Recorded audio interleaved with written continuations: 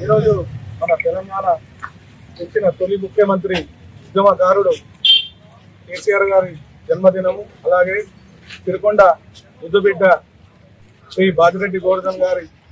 పుట్టినరోజు కావడం ఈ టీఆర్ఎస్ పార్టీ తిరుకొండ తరఫున కేక్ కట్ చేసి వాళ్ళకు ఆయురారోగ్యాలు